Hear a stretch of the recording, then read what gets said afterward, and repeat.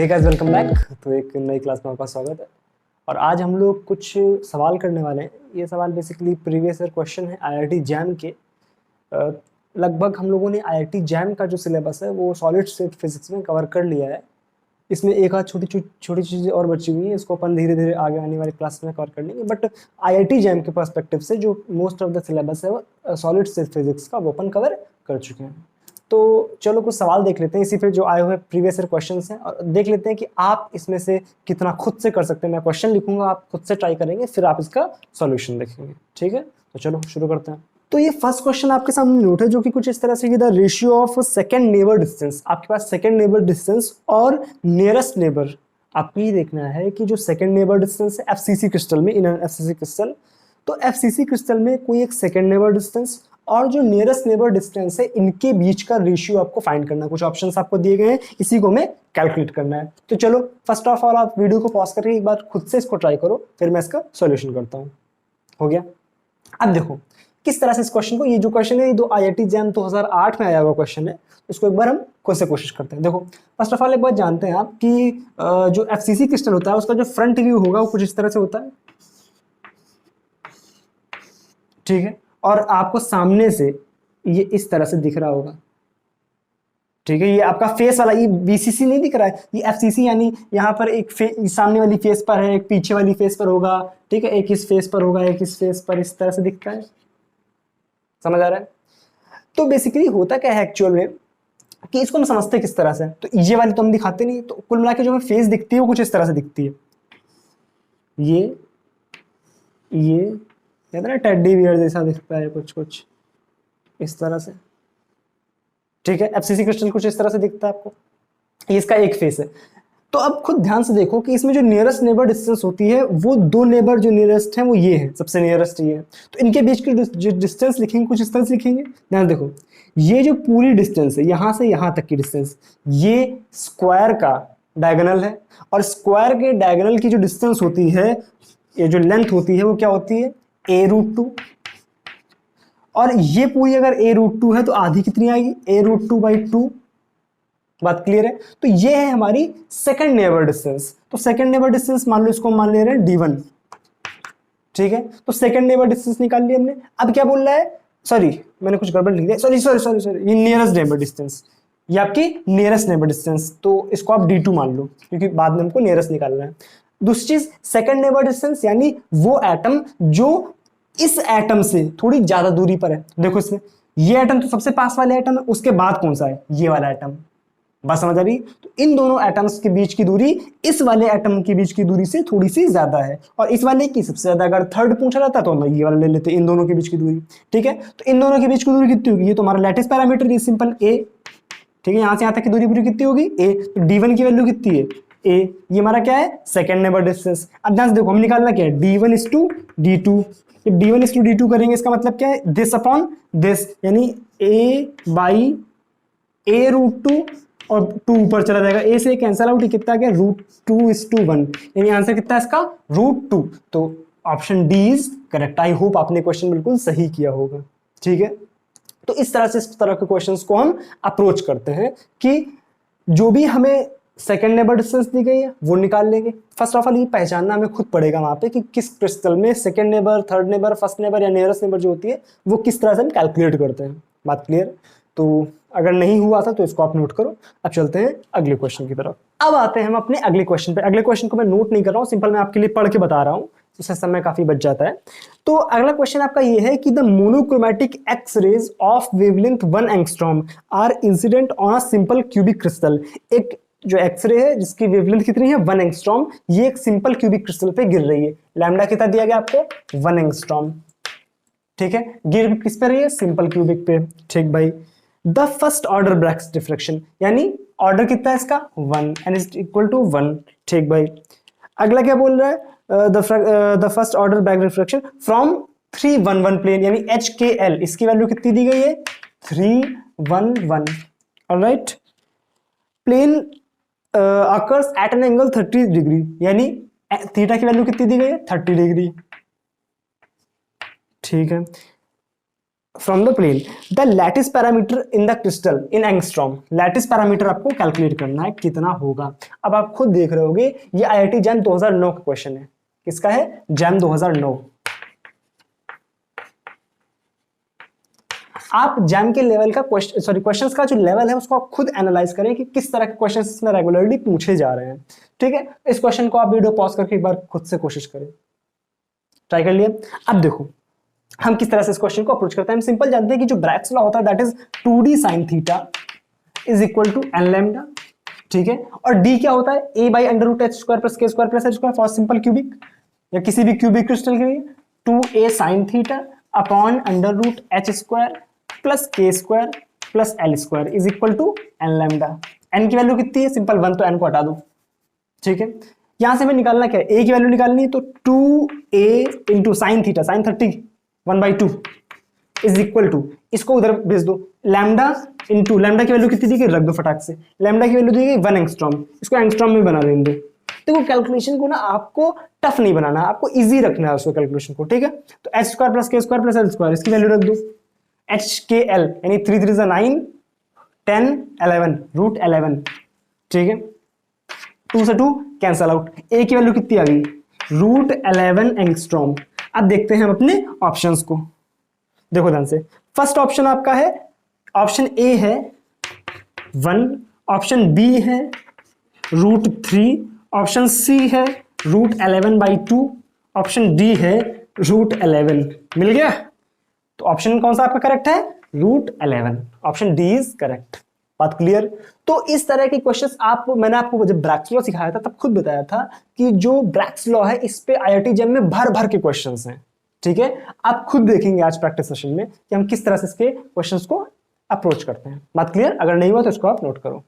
तो अब चलते हैं हम आगे की तरफ। हमारा जो अगला क्वेश्चन है that is again on the Bragg's law. Question पढ़ देता हूं मैं आपके लिए।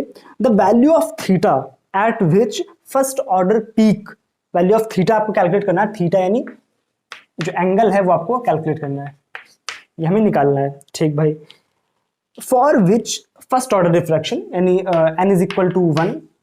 ठीक है, एक्सरे ऑफ वेवलेंथ, एक्सरे की वेवलेंथ दी गई आपको, कितनी दी गई है? 1.53 एंगस्ट्रॉम।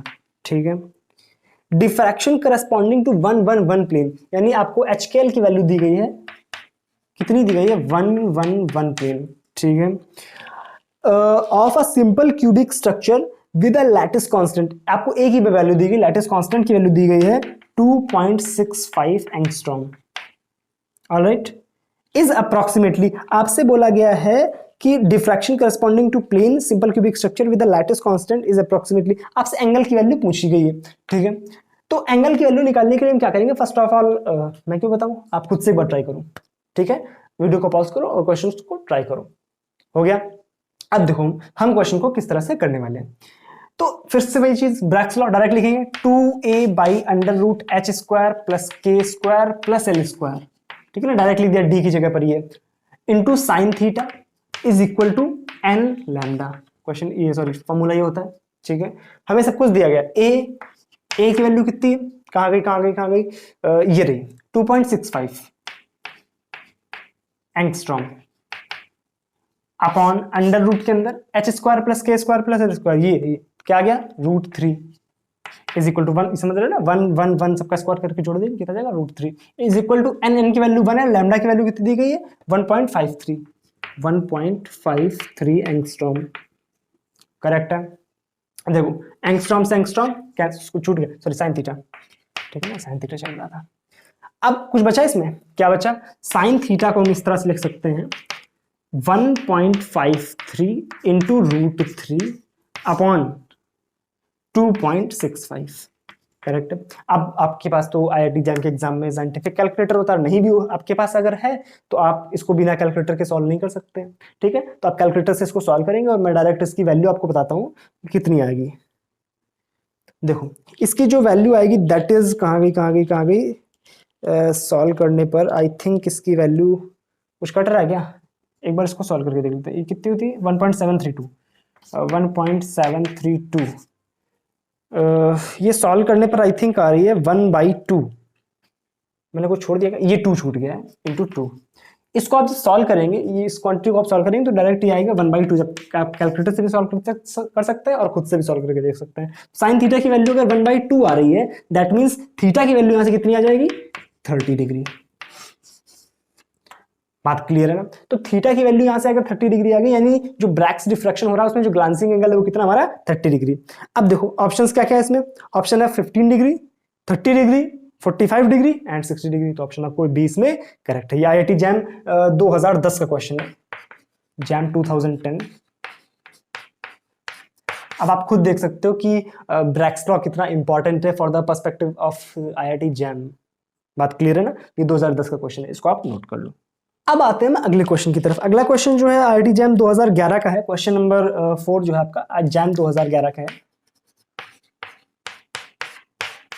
क्वेश्चन क्या बोल रहा है, अगर आप क्वेश्चन को फर्स्ट नजर में देखें तो आपको थोड़ा सा ये कंफ्यूजिंग लग सकता है। क्वेश्चन क्या है, एन एक्सरे डिफ्रैक्शन एक्सपेरिमेंट, एक XRD अपना डिफ्रैक्शन एक्सपेरिमेंट है जिसमें is carried out an crystalline solid having FCC structure and at room temperature. मतलब हमारे पास एक FCC क्रिस्टल है, एक रूम टेम्परेचर पर रखा हुआ है XRD में। तो बोल रहा है the solid undergoes a phase transformation. मतलब वो जो हमारा जो सॉलिड था उसमें फेज ट्रांसफॉर्मेशन होता है, यानी अवस्था में परिवर्तन होता है, उसका फेज जो होता है वो चेंज होता है। फेज चेंज होने का मतलब यहाँ पे उसकी जो वेव से कोई लेना देना नहीं, फेज चेंज का मतलब उसकी अवस्था परिवर्तित हो रही है, यानी सॉलिड से कुछ चेंज होकर वो कुछ दूसरी चीज बन रहा है। On and cooling to -20 degree centigrade, अगर जब हम उसको -20 डिग्री सेंटीग्रेड पे कूल कर रहे हैं तब उसका फेस चेंज हो रहा है। आगे क्या बोल रहा है, and shows a orthorhombic structure, एक ऑर्थोरोम्बिक स्ट्रक्चर शो करता है with small decrease in unit length, यानी जो हमारी यूनिट सेल की लेंथ है उसमें कुछ डिक्रीजमेंट आता है और ये ऑर्थोरोम्बिक स्ट्रक्चर शो करता है। ऑर्थोरोम्बिक की जो प्रॉपर्टी होती है that is A is not equal to B is not equal to C, शायद आपने देखा हो A is not equal to B is not equal to C, इस तरह का कुछ बनता है, टिल्टेड सा कुछ स्ट्रक्चर बनता है। तो ये बन गया विद स्मॉल, ठीक है। एज अ रिजल्ट 311 लाइन ये आपको मिलर इंडिसेस दी गई है of the XRD pattern corresponding to the FCC system will, अब ऑप्शंस दिए गए आपको, will split into a doublet. Option A है कि वो will split into a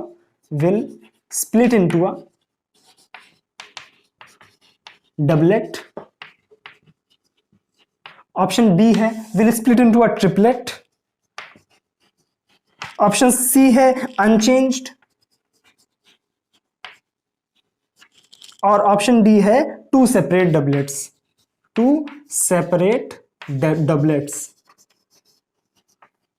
question को एक बार फिर से समझते हैं। क्वेश्चन क्या बोल रहा है कि जो FCC क्रिस्टल है उसमें जो चेंज आएगा वो डबलेट में चेंज हो जाएगा, ट्रिपलेट में चेंज हो जाएगा, या अनचेंज रहेगा, या आपका सेपरेट डबलेट बन जाएगा। तो आप खुद देखें ध्यान से कि अगर हमारे पास FCC से ऑर्थोरोम्बिक बन रहा है, अब देखो एक चीज, sine theta 2D sine theta equal to क्या होता है, एन लैम्डा। तो एन लैम्डा इधर 2D साइन थीटा होता है, यानी 2a, इधर क्या चला जाएगा √H² plus K² plus L²। जब ये FCC क्रिस्टल था, यानी फेस सेंटर्ड क्यूबिक क्रिस्टल के लिए हमारा a तो होता है, ठीक है। तो साइन थीटा की वैल्यू यहां से कितनी आ रही है, एन लैम्डा रूट के अंदर H² plus K² plus L², यानी कितना आ गया, कहाँ गया 311 था ना, तो कितना आ गया रूट के अंदर 11, ठीक है, अपॉन 2a, ये हो गया। बट जब ऑर्थोरोम्बिक होगा तो ऑर्थोरोम्बिक में ये कंडीशन एप्लीकेबल होती है। इसका मतलब क्या है, जो डी होगा, डी की वैल्यू क्या होगी, आप याद करो 1/√, के अंदर H/a² plus K/b² plus L/c²। Correct है, इसमें तो ये लागू नहीं होता है। अब खुद देखो कि जो उसकी सारी की सारी फेसेस थी, जो क्यूबिक क्रिस्टल था उसकी जो तीनों फेसेस थी उसकी लेंथ में परिवर्तन हो रहा है, यानी उसकी जो तीनों लेंस हैं वो चेंज हो जा रही है, A और B और C तीनों चेंज हो रही है। यानी अब जो साइन थीटा की वैल्यू आएगी, साइन थीटा की जो वैल्यू आएगी वो क्या हो जाएगी, n lambda into under root के अंदर क्या आ जाएगा, ये value H/a² plus K/b² plus L/c²। बात क्लियर। अभी जो साइन थीटा की ये वैल्यू आ रही थी, अब साइन थीटा की A B C तीनों के लिए अलग अलग वैल्यूज आ रही हैं।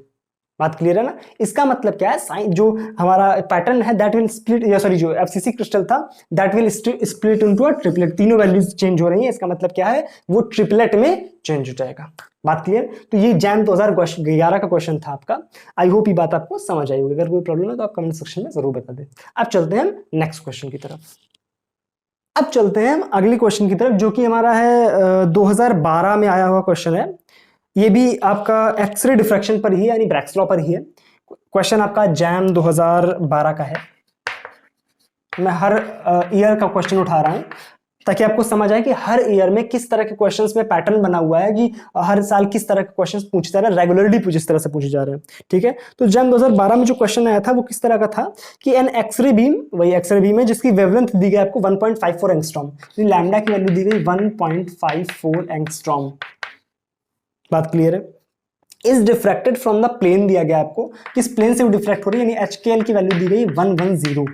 ये 110 प्लेन से डिफ्रैक्ट हो रहा है of a solid with a cubic lattice. Cubic lattice है जिसका लैटिस पैरामीटर आपको दिया गया, लैटिस कांस्टेंट दिया गया है 0.38 एंगस्ट्रॉम। करेक्ट है? The first order Bragg diffraction occurs at, अगर फर्स्ट ऑर्डर ब्रैग डिफ्रैक्शन यानी एन की वैल्यू हम एन की वैल्यू अगर हम 1 मान लें तो पूछना है किस एंगल पे ये हो रहा है, थीटा की वैल्यू आपको निकालनी है। फिर से यार ब्रैग्स लॉ, वीडियो पॉज करो, क्वेश्चन करके आंसर बताओ फटाक से, आंसर कमेंट सेक्शन में लिख दो जाके फटाक से। ठीक है, अब देखो जब इसको सॉल्व करेंगे फिर से भाई, 2a sin theta is equal to n lambda root के अंदर h² plus k² plus l²। Correct है? Sine theta is equal to n की वैल्यू 1, लैम्डा की वैल्यू कहाँ गई 1.54 एंगस्ट्रॉम, रूट के अंदर h के l तीनों की वैल्यू क्या 110, यानी 11 यानी √2 अपॉन में 2 इंटू a की वैल्यू क्या है, एक आ गया ये रहा 0.38 एंगस्ट्रॉम। ठीक है, इसको सॉल्व करो, क्या आ जाएगा, एंगस्ट्रॉम एंगस्ट्रॉम कैंसल आउट, ये आपका आ गया आई थिंक कितना आ रहा है, आप इसको कैलकुलेटर से कैलकुलेट करके देख सकते हैं। मैं आपका डायरेक्ट इसको आंसर बता रहा हूँ। इसका जो डायरेक्ट आंसर है दैट इज कहाँ गया, इसको हम डायरेक्टली लिख सकते हैं 1/2√2। बात क्लियर? इसको जब सॉल्व करेंगे तो ये √2 से ये √2 कैंसिल आउट, यार आपका जो भी सॉल्व करके आ रहा हूँ इसको आप देख लेना। तो ये आपका इसमें फाइनली आ गया। अब देखो मैंने कुछ गड़बड़ कर दिया क्या, लैटिस पैरामीटर जो है, सॉरी लैटिस पैरामीटर जो है ये आपका 3.08 है, 0.38 नहीं है, 3.08 है। ठीक है ना? तो अब डायरेक्टली कट रहा होगा, ये देखो 2 का 2 बार कट गया, डायरेक्टली आ गया 1/2√2, यानी थीटा की वैल्यू कितनी आ गई, साइन इनवर्स 1/2√2। इस एंगल पे ये आपका फर्स्ट ऑर्डर ब्रैग डिफ्रैक्शन देगा। बात क्लियर? फिर से एक ब्रैग्स लॉ का आपका क्वेश्चन, आप खुद देखें, पैटर्न समझने की कोशिश करें कि किस तरह से हर साल IIT जैम में क्वेश्चंस पूछे जा रहे हैं, आप किस तरह से अभ्यास करेंगे खुद से जब करेंगे। बात क्लियर है? तो क्वेश्चंस को आप साथ में करते भी रहें। ठीक है, नोट कर लो इसको। अब आते हैं हम अपने अगले क्वेश्चन की तरफ, जो कि हमारा 2013 से लिया गया क्वेश्चन है, 2012 तक कर चुके हैं, जैम 2013 2013 प्रलय के बाद वाला साल। ठीक है, याद है? अब देखो द फ्रैक्शन ऑफ वॉल्यूम क्या यार मेरी लैंग्वेज को हो रहा है, the fraction of volume unoccupied in the unit cell of body centred cubic lattices, यानी आपको बॉडी, देखो याद है ना वो मैंने पढ़ाया था कि कितनी % उसमें खाली जगह होती है, कितने % उसमें भरा हुआ होता है ना, BCC के लिए 68% निकला था, तो खाली जगह हमारी आई थी 32%, उसी पे क्वेश्चन है। ठीक है, आप इसको डायरेक्ट भी कर सकते हैं। देखो तो आपसे बोला गया कि BCC क्रिस्टल है इस तरह से, ठीक है, BCC क्रिस्टल आपको मिलता है इस तरह से, BCC क्रिस्टल। आपसे बोला क्या गया है कि इसमें जो अनऑक्यूपाइड जगह है वो कितनी है, अनऑक्यूपाइड जगह निकालने के लिए हम सिंपली क्या करेंगे, जो पूरा वॉल्यूम कितना है, A3। बात क्लियर है? और जो हमारा ऑक्यूपाइड जगह है वो कितनी होगी, ध्यान से देखो, जो BCC क्रिस्टल है, BCC क्रिस्टल में जो इफेक्टिव नंबर ऑफ एटम्स होते हैं वो कितने होते हैं हमारे, 2। और एक एटम का वॉल्यूम कितना होता है 4/3 पाई आर क्यूब, करेक्ट है। अब जो इसमें रिलेशन बनता है वो क्या बनता था, याद करो, ये तीनों आपके टच कर रहे होते थे, यानी ये जो हमारा क्यूब का डायगोनल था, यानी a√3 जो था वो हमारा क्या था 4r के बराबर, यानी r की वैल्यू कितनी आ रही थी हमारी a√3/4। बात क्लियर है। तो इसको आप जब यहां पर रखते थे तो जो ऑक्यूपाइड वॉल्यूम आ रहा था वो कितना आ रहा था 4/3 पाई r की जगह ये रख दो, इसका क्यूब करेंगे तो a³ 3√3/4, 4 जा 16, 4 जा 64, सही है, 4 दूनी 8, ठीक है। और कुछ कट रहा है, ये 3 से 3 कट गया, क्या आ गया पाई a³√3/8, ये आ गया वो वॉल्यूम जो कि ऑक्यूपाइड है। अब सॉरी, हाँ ये ऑक्यूपाइड है। अब टोटल वॉल्यूम कितना है, ये ऑक्यूपाइड कितना है, ये तो अनऑक्यूपाइड कितना होगा a³ माइनस π√3a³/8, यानी कितना गया a³ कॉमन ले लेंगे, क्या जाएगा 8 माइनस π√3/8। क्या इस तरह का कोई ऑप्शन है इसमें? Let me check. इसमें ऑप्शंस कुछ दिए गए इस तरह से। पहला ऑप्शन है 8 माइनस √3 π/8, अरे यही वाला है, ऑप्शन ए ही आपका करेक्ट है, तो यही आपका आंसर है। a³ इसमें इस तरह से नहीं है, इन टर्म्स ऑफ a³ ही पूछा गया है, ठीक है ना। a³ मतलब बेसिकली फ्रैक्शन पूछा गया एक तरह से, तो फ्रैक्शन आपका कितना जाएगा, जब इसमें a³ का डिवाइड करेंगे फ्रैक्शन हमारा ये आ जाएगा। बात क्लियर है, दिस वाज द आंसर। तो आप खुद यहाँ पर देखने का प्रयास करें कि क्वेश्चंस जो है उनका लेवल बहुत ज्यादा नहीं, बट कॉन्सेप्चुअल क्वेश्चंस भी हैं आपके इसमें, और न्यूमेरिकल्स तो एक तरह से उनमें जो कैलकुलेशन है वो तो इंक्लूड होगी। बात समझ आ रही है? तो क्वेश्चंस के पैटर्न को समझे और देखिए कि किस तरह से रेगुलर जो हमारा इंटरवल है उसमें क्वेश्चंस पूछे जा रहे हैं और किस तरह से फ्यूचर में इसी पे बन सकते हैं क्वेश्चंस, ठीक है ना। आपसे इसमें कुछ भी पूछ सकता था, यहाँ से पूछ सकता था कि आपका ये तो उसमें पूछ लिया कि फ्रैक्शन किस तरह से पूछ रहा है, ठीक है ना। आपसे ये भी पूछ सकता था कि जो हमारा कहाँ गया जो टोटल इसमें वॉल्यूम है वो कितना हो सकता है, या बोल सकता था कि जो मतलब टोटल वॉल्यूम यानी जो ऑक्यूपाइड वॉल्यूम है वो कितना हो सकता था। इसमें अनऑक्यूपाइड पूछा गया था, ठीक है ना। ऑक्यूपाइड पूछ सकता था, ऑक्यूपाइड में आपको घटाने की जरूरत नहीं थी, केवल यही वाला आंसर आप निकाल देते, ठीक है ना। तो क्वेश्चंस किस तरह से बन सकते हैं आपको कॉन्सेप्ट समझना है, सिंपल। अगर कॉन्सेप्ट क्लियर है तो आपकी जो कैलकुलेशन है वो तो ईजी हो ही जाएगी, ठीक है। इसको नोट करो। तो आई होप यहाँ तक की बात आपको समझ आ गई होगी। अब ये कुछ क्वेश्चंस थे, मैंने 2013 तक के क्वेश्चंस करा दिए। अब जो बचे हुए क्वेश्चंस है 2014 से लेकर के बाकी जो सालों के क्वेश्चंस वो आप खुद से प्रयास करेंगे। और अगर कोई प्रॉब्लम आती है तो आप मुझे नीचे कमेंट सेक्शन में या मेरे इंस्टाग्राम पे मुझे बता सकते हैं। इसकी यूज़र ID आपको नीचे दिख रही होगी। और दूसरी चीज़, चैनल को सब्सक्राइब कर लें। अगर अभी तक सब्सक्राइब नहीं किया तो वेट किस बात पे कर रहे हो, फटाक सब्सक्राइब करो, बेल आइकन जरूर दबा देना और वीडियो को लाइक कर दो। अब मिलते हैं अगली क्लास में। अगली क्लास में कुछ और अच्छी बातें करेंगे, नई चीज़ें सीखेंगे। तो चलो वीडियो को शेयर कर देना अपने उन दोस्तों के साथ जिनको इस चीज़ की ज़रूरत है, जैम के एस्पायरेंट्स हो या किसी भी दूसरी चीज़ के एस्पायरेंट्स हो, तो क्वेश्चंस रियली बेनिफिशियल होंगे उनके लिए भी। चलो अब मिलते हैं अगली क्लास में, तब तक के लिए थैंक यू सो मच। सेहत का ध्यान रखें, खुश रहें और पढ़ाई करते रहें। चलो tata bye bye, thank you so much.